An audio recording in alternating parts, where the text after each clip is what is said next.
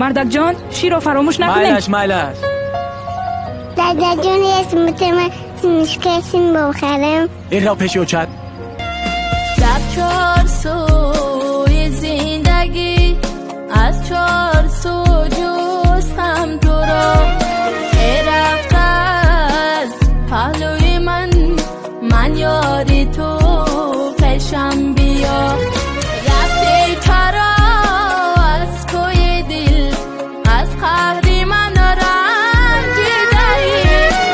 ای بی وفا ای ناسزا شاید مرا سنجیده ای.